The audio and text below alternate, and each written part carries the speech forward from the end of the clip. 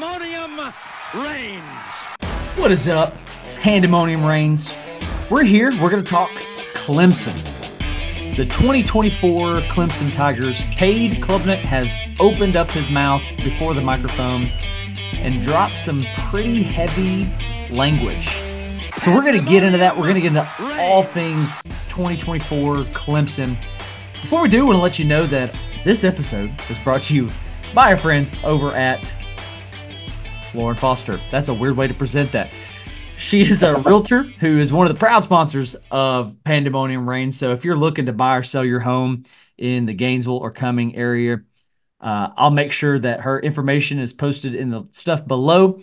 If you're watching on YouTube, information will be right there. Appreciate you, Lauren, for being a proud sponsor of Pandemonium Reigns 2024 Clemson and Cade Klubnik. My boy, why don't you go ahead and read us the words in which Cade has dropped? It would be my honor to present these words for the good people. Cade Klubnik, we talked about this, you and I, probably a month ago. So it's a little, it's been a minute. But brought to us by PFF College, the quote from Cade Klubnik that follows. Our goal is to go undefeated, and I fully believe this is the team that can do it. I think we've got every single piece. Those are the words from Mr. Klubnik. And before we get into it, I can already hear the dogs barking. Me too. That's perfect. Because when I saw this quote, I was like, you know what? He can get away with this in early March at the time, probably that we talked about this. Yeah. I'm thinking, this is me thinking about their schedule in my head. I'm like, oh, they don't have like a Chick-fil-A kickoff with Georgia this year. This is probably a fine year to say it. I was wrong. They do have Georgia to start with. Mistakes have been made. Big mistakes have been made. So I think one of the greatest indicators of the present or the future is the past. I teach college-age students and I teach high school students, and every year we do like a love, sex, and dating series, and I promise I'm getting somewhere with this. And I tell them one of the greatest indicators of somebody else's future is their past. Not saying that you should hold that over their head, but habits and practicalities and normals and routines don't just suddenly change overnight. Yep. So what I want to do with that said is just take a peek at 2023 and highlight some things, because you know what? Even that 2023 roster was solid. They got some dudes sure was who are going to be entering into the draft, such as Jeremiah Trotter, who was on that team, Nate Wiggins, who I believe blew through the 40. They're losing dudes like Tyler Davis and Xavier Thomas, who were menaces on that defensive front. They do have some additions, coming in. Did pretty well. I think it's a top 15 recruiting class. Sammy Brown's coming in. He could be an instant impact. They got a 5-star receiver out of Tampa, Florida, TJ Moore, 6'3". So he's a big one who could potentially be a first-year impact. But when you just start looking at the numbers regarding the 2023 Clemson Tigers, it's not that it's not good. It's that it's not Clemson standard. It's not what they have been. So perfectly said. I want to pose this question to you before we really start to dive into this. And I think I feel like I'm softball pitching this to you, because I feel like you're about to knock this thing out the park. My name is Michael Walker, and I hit dingers. What has their identity been under Dabo? Okay, good. I was thinking that when you said that, I thought you were going to ask me what is their identity now, and that is you can't easily know that information based on watching their offense try to function, because it's a real struggle. Yeah. And it screams that Dabo still will not take his hands fully off of it, is what it screams to me. Mm-hmm. But what it has been look, there are finesse aspects of their game, but they have won in via dominating the trenches, especially on defense, being more than sufficient offensively in the trenches, being powerful enough to run and set up their play action and get guys like Deshaun Watson and Trevor Lawrence on the move to really be athletes at the quarterback position, and also really, really accurate passers, I'll add. And when they did that, they were throwing to future NFL receivers, right? Yeah. That's a big and that's my biggest issue actually when I think about Cade's comments is that they have every single piece. Nothing in the last couple of years indicates that they have every single piece. They've clearly taken several steps back at certain positions, at their skill positions at the least, I would say. And it could be that it's what I'm talking about. Their identity now being an identity that's taken hits, like losing OCs to head coach positions, having to make moves to fire and hire at coordinator as well. That takes a toll. And it ultimately starts to point back to your head coach at times like, at points like last season when it was still a mess. But I would say that their identity has been getting set up for play action, getting set up to move the ball down the field to lanky, athletic receivers, and then, a guy in the slot like a Renfro, not necessarily exclusively him. They've had success without him. But having, making a push for wide receiver U. Come on. Yeah. And I mean, I know we're about to get into it, but they aren't even like ACC wide receiver U of late. Like it is not good. Yeah. Yeah. So just to add to that, their identity on the field has been, I think you summed it up well, explosive offenses. Deshaun Watson and Trevor Lawrence to guys like T. Higgins and Deion Kane and name after name after name. And defensively, monsters on the front, right? Just every yard being hard to come by. And then you've got the off the field community where there was consistency in staff, and he harped on this culture thing. Well, now your culture is under a lot of pressure because you have Clemson fans who are irritated because you won't do things in the portal and you're not adapting to the change that is college football and whatnot. So your substance is shaky. And that's my biggest argument against Clemson is all the things that they've harped on for so long is now on shaky ground. So that's kind of it in a nutshell. But 2023, if you can, take a look at pull up their 2023 schedule and results if you have that up. And I just want to make some highlights on 2023. They were sixth in the ACC. So they finished 9-4, and that snapped a 12-year stretch for them with at least 10 wins. Now, I know that we're getting ready to dog them, and we have a little bit thus far. But tell me you wouldn't trade. You know what I'm saying? Tell me you wouldn't trade that record over the last decade. Put that in my veins. A minimum of 120 wins over the last 12 years. Yeah, dude. All day, every day. Oh, you added a couple national championships all day. You lost another national championship. What do I need? Where do I sign? Yeah, put it in my blood. So they've lost at least 3 games in 3 consecutive seasons. That's the downside for them. So that's not quite the Clemson standard since, Taj Boyd was under center. You've got, is it Klubnik? Klubnik? You just want to call him Cade? Let's call him Cade. Cade was 63.4% on his passes, 2,800 yards, 21 touchdowns, 9 picks. Joe Milton, just for what it's worth, was 20 touchdowns and 5 picks, if anybody wants to have some kind of comparison. Phil Maffa's going to be back. He's a monster, 6'1", 230. He had 179 attempts or carries for 965 yards and 13 scores on the ground. That's better than Will Shipley, who is out of here. 167 attempts for 827 and 5 scores. Their leading receiver was little guy, Tyler Brown, 5'11", 180, 52 catches, 531 yards, 4 scores. All right, here we go into some team stats. They were 228 passing yards per game. That's 61st in the country. And this is what's even more remarkable about this. We're about to just glance over their 2023 schedule that just really puts this thing in a whole nother lens. They were 174 rushing yards per game. That's 43rd best in the country. Get this, man. These numbers blew me away. I cannot wait to see your face when I say this. This came out to 402 total offensive yards per game. Less. That is less than Texas A&M, who had 406 total yards per game. But it gets better.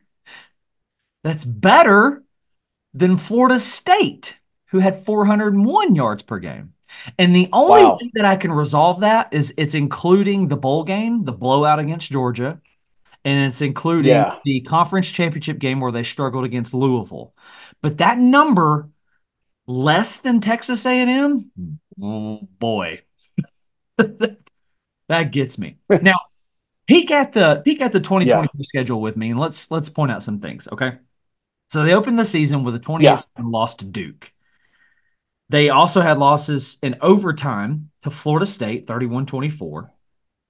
In Clemson, by the way, they had a loss to Miami, 28-20 in overtime, and a loss to NC State, 24-17. Look at that 2023 schedule, dude, and tell me where the quality wins are. Notre Dame? Maybe? North Carolina. I mean, those have got to be your top two. Wake Forest was bad, big step back. Yeah, I mean, it's got to be Notre Dame or North Carolina. It's got to be those. They're 2-0 against the SEC East, closing out their year. Wins over South Carolina. There it is. 16-7 over Shane Beamer, and a 38-35 win over Stoops. I mean, neither team wanted to win the game. Neither team wanted to win it. Now, all is not lost. So as we start to transition to 24, so you've got second-year offense coordinator Riley. He's back. And with that, they returned 10 starters from the 11 on offense that started in the Gator Bowl. They returned 8 on defense that started on defense in the Gator Bowl. So all is not lost. The upside to this is I like that there's a lot of returning starters on offense, and Riley's back. I like that a lot. Yeah. I believe that there's a big jump in production in first year to second year systems. So I do think that you're going to see a jump there. But kind of like we've talked about in the past with Dabo is, who are they throwing it to? And who are they handing it to? I mean, Phil Maffa is almost a 1,000-yard rusher, and he's a load. He's 200. He's 6'1", 230. Yeah. He's a load. And it's going to be his backfield. It's his now. Yeah. He's not sharing this with Shipley anymore, and he's an every down back. He's got just enough to break long ones. I think he had a long one to seal it against, or excuse me, no. I'm thinking of Duke. Never mind. Scratch that. So you have to like his upside. And I couldn't tell you who the defensive coordinator is, but I'm pretty sure it's his second year. I don't think they had a turnover there. I don't believe they did. So, after Venables left, I don't believe they did. Right. But here it is. Cade's words are, we have the roster. We got the guys to go undefeated. Let's jump into 2024. They're going to be on a neutral turf. Neutral. I say this with air quotes because it's a 45-minute drive for the Dogs. Or, well, I guess it's 2 hours drive from the Dogs to Atlanta. Are you really going to take Clemson over Georgia week 1, Mercedes-Benz? I would bet every object in my possession that Georgia covers. Georgia covers. Yes. And you make it and they won't do this because that's not how they roll. Make it 13.5, make it 16.5. Georgia covers. Yeah. I'm taking that. Yeah. Yeah. I'm absolutely taking that because there's no reason not to at this point. With what all Georgia returns and their identity and how that's not been messed with, there's so many reasons to like Georgia. So from the cuff, Cade's wrong. Well, can Clemson do it? Yes. They need everything to go right. Everything to go right. 100%. 100%. You need to. You got to. I mean, look at how good Carson Beck was with the ball last year, and you got to make him make mistakes, and you got to get to him. And he was pretty dang elusive for his size, especially. And he wasn't the reason that they. I almost said that they lost games, but I'm going to say he wasn't the reason they lost to Alabama. You know what I mean? Yeah. So you I don't even know, man. I can't even like devise a path on April 1st that they do that. Yeah. Oh, same here, dude. So for the sake of the conversation, let's take a ride through the rest of their schedule and just continue to make projections and see if it'll be better than 2023. So they're gonna, after they play Georgia in Mercedes-Benz, they're gonna travel back home and host App State. And App State just continues to be a team with an identity who you don't want to mess with and you don't want to play. And they love coming to your house and they love coming and messing up your home and messing up your stories and your dreams. And I couldn't tell you a single dude who's on App State's team, but I don't care because it's that black and yellow. And you know what? It's local. Clemson is going to be just a few hours away from Boone, North Carolina. So there's a lot of crossover there, and there's a lot of App State fans and players who would love to get this one. As much as Clemson might have Georgia circled, they might. I guarantee you App State's looking at this going, we got a chance at this one. We got a shot at this one. This sets up real nice. This sets up real nice is what they're saying. It does. Now, I will take Clemson in it. I will. But I'm gonna make that same mistake that I usually do there, and I'm gonna say that the power wins, but it sets up real nice for Appy State. Absolutely, but I am going to be nervous about it. Yep, and Dabo should be too. Yes. Now, what's nice about this for Clemson is they go ahead and get a bye after 2 games going into NC State. Yep. The other bye, I hate the spot of the other bye. I don't hate this one as much. But you're going to host NC State, and NC State. Okay, so NC State to me is a lot like.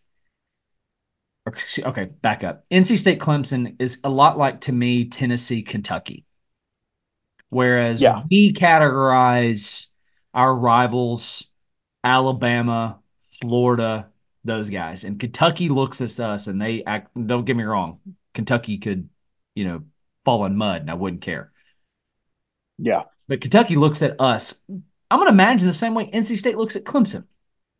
Right? It's a rivalry, and it matters to Clemson, but NC State probably hates Clemson more than Clemson hates NC State. You know what I'm saying? You're right. Well said. So it's at home. I'm going to take Clemson here. Yeah, we'll know a lot about NC State because 2 weeks prior, Tennessee, NC State will know some things about them. But, right now at Clemson, the truth is they do have the pieces to win that game in a lot of these games. So this is going to be one where I'm going to favor Clemson. Oh, absolutely. Absolutely. Now, we get a new conference game after this one. And they get to host Stanford. Yeah, dude. They get to host Stanford. And the only thing I know about Stanford is just that miraculous comeback they pulled on Colorado last year. And you know what? We talked a lot about identity. Shaw is out at Stanford. I cannot remember the new guy's name. I feel like we're not Troy Taylor. There you go. I feel like I'm not podcasting very well at the moment with as many times as I said, I don't know this. I'm going to take Clemson just because of the talent gap. And Stanford has now crossed over 4 time zones. Give me Clemson. Yeah. I can't describe to you the confusion in my mind. That's a really weird place for a non-conference game, I said. And then I remembered that Stanford is in the Pacific division of the Atlantic Coast Conference. So, give me Clemson because of all those reasons, but dang it. I hate this crap. Can you imagine being Stanford and going, all right, the ACC, and you draw Clemson? Like, dadgummit.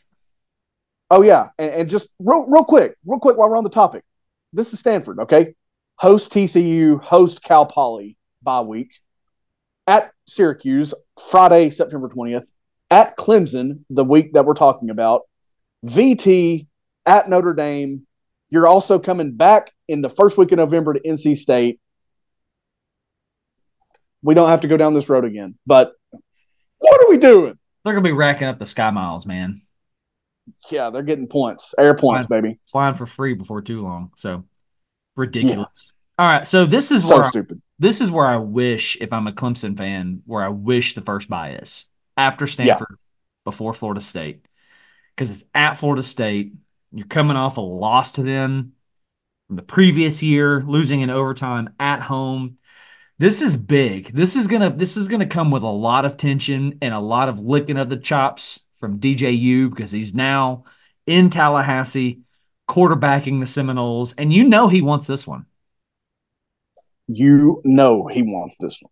You know he wants this one, especially with the way that he left Clemson and the lack of production that Clemson was having, and he got all the blame for. I mean, you and I even did it at parts and went, in hindsight, said, whoa, maybe this wasn't DJ.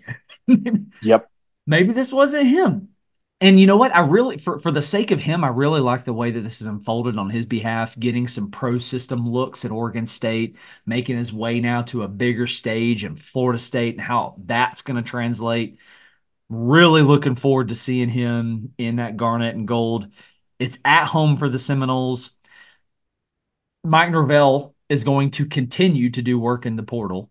So whatever gaps, whatever holes are there, as soon as the spring is over, he's going to be exploring it, and he's showing that it works. Okay, so I see no reason to take Clemson in this. In my mind, every way you look at it, it favors Florida State. Clemson now sits at 2 losses. You're speaking directly from my heart. I don't have a reason to take Clemson based on trends, based on what you said about the past and what it shows for your future. That doesn't get, and part of that is very real recency bias. I will admit that, but I'm gonna trust a guy who went undefeated until the bowl game. That was a sham, and it was very unfortunate. You know, I'm gonna trust that guy over the guy who is potentially sinking what had, dynasty potential. I'm going to go that route. Absolutely. Yeah. So give me Florida State. Even after all the things that they 2 losses. Yeah. Exactly. And I was thinking about what they lost, and then I remembered that, oh, wait, here's another candidate for the actual portal king here. I need Lane to do some more. I know he takes everybody, but I need him to do some more out of the portal before I go Lane over someone like Norvell, who, in my mind, earned a playoff berth, and I know we agree on that. Yeah. That's another conversation that we've already had, my boy. Sure is. Now, what I hate for this, if I'm a Clemson fan, I can see this on the schedule, and I'm going, here it is. Here's the trap game. This is it. Yep. Because you only beat them by 5 at home last season, and it's another one of those weird rivalries that Clemson has. And Dave Clawson remains in Wake Forest, so you know he wants it. Yep. I don't know that I feel good enough to pull the trigger on Wake Forest, but I definitely think it's a trap game. It's one of those where you could be turning it on at the top of the 4th quarter, where you and I are texting one another saying, bro, flip it over. Look what's happening. Or we just say the words Clemson with the eye emoji. You know what I'm saying? Like, yes. Take a peek. Take a peek. Like Moffa just fumbled for the 3rd time in the red zone. Look. Yeah. Like that. Yeah. Now, I'm not saying that the Wake Forest crowd is going to be hostile or anything like that, because I think they hold about 7 more than Vanderbilt. But yes, look out for it. Give me Clemson, though. Yeah, look, I agreed. Be on alert, but, Clemson at this moment. For sure. UAV, 2nd-year head coach. Here it is. I'm doing bad podcasting again. What's his name? Tony Elliott. Tony Elliott, who spent a lot of time in Clemson, South Carolina, working on the Dabo Swinney staff. Could you say this is a trap game? Maybe if it was in Charlottesville, maybe. That's a stretch. Vanderbilt, you see what I did there. Virginia just does not have the horsepower, nor do they have the consistency. It's only the 2nd year. 1st year was atrocious. Yep. Give me Clemson, but I do think it's something to just take note of as Tony Elliott makes a return to Clemson. Yes. Yeah, I've got it on light upset alert. That quarterback, that lefty athletic quarterback, I think he's a lefty. Colandrea, I believe is his name, or Calandria. I don't know the pronunciation. Is my deal. You know, just light, brief upset alert. I would say you're on more of an upset alert by Appy State because that's so well documented and the Sure. heart that they always have. But yeah, don't overlook it going into your bye with Louisville waiting. I think that's why you were talking about the placement of this bye that's coming Yep. here. Yep. Don't overlook it because UVA hung in there in some games last year where they weren't expected to. They've got a gunslinger. Elliott sets up well for that in theory if he figures it out as a head coach. Just don't overlook it. Yeah, for sure. Well, you set it up. There it is. Coming off a bye week, hosting Louisville, an ACC team that I don't want to mess with. Not at this moment. They're trending up. They had a Nope. really good year one under Braum as he returns to his alma mater, where I believe all of his 13 babies played quarterback at Louisville. Bit of a joke, but Yep. they're trending up. I mean, Yes. they ended 2023 with a bad taste in their mouth, and imagine how they felt with all that Florida State chatter and whatnot. I only expect more out of Louisville going into 2024. And maybe if this game was in Louisville, I would say and think differently. I'm still going to take Clemson because of the talent gap, and I just can't see Clemson having 3 losses by this point. Again, it's Yeah. still, is it the Clemson standard? No, but I'm not ready to say that, the ship is sinking or anything like that. However, you lose that game to Wake Forest. Just say, okay? And you said, well, that's impossible. Okay, well, Duke did it last year. All right. Yep. Let's say you lose that game to Wake Forest. You're now at 3 losses. You bounce back against Virginia. You get a bye week. You host Louisville. I might be taking Louisville right there just Yeah. because I'm going to be saying things like Clemson has put more things on film that they are susceptible to. Wake Forest exposed something. And Braum, if anybody's gonna find it, it's gonna be Braum, and he's gonna exploit it. Yeah. I do like the matchup. I don't care who's under center for Louisville. I don't know enough names for what are my words for Clemson defensively. Braum's gonna find something. He's gonna exploit it. It's what he does. He's really good at it. I'm gonna take Clemson though. Yeah. This is a pretty firm toss up for me, but with a gun to my head, I'm also taking Clemson. Um, it's one of those deals where I just need Louisville to now show me some continuity because, frankly, last year, they're very well in the hunt for a 12-team playoff spot if it was live last year. And now I just don't know, is that something they can maintain with the roster where it's been? What are they going to do? Like you said, not knowing the names of guys on Clemson's defense. Well, I don't know 4 guys approximately on Louisville's roster right now. So show me the continuity. It's a toss up in my mind. I lean Clemson really heavily, especially at home. When at this point, with the things you're looking at, the groundwork has been done for 10 wins. If you pull this one out, For sure. Yeah, I love the way you presented that. Hey, let's lump these next 3 together. Is that all right? I imagine you and I are on the that's same perfect with page. me. I imagine that you Yeah, and I are that's on the same page. So we got at Virginia Tech, at Pitt, hosting Citadel. Win, win, win. I don't care that it's in Blacksburg. Virginia Tech is just no. I don't care that it's in Pittsburgh. Pittsburgh just doesn't have enough. yeah, And finally, Citadel. Citadel, I do think, is one of those offenses that could cause some trouble. But maybe up until halftime, whatnot. So give me Clemson wins right there. They're now sitting still just at 2 losses, but then they're going to end the season hosting South Carolina. I'm going to go ahead and tell you I'm picking Clemson again right here, but just for the sake of conversation, it's the Palmetto Bowl. It's a rivalry. You got any thoughts on that one?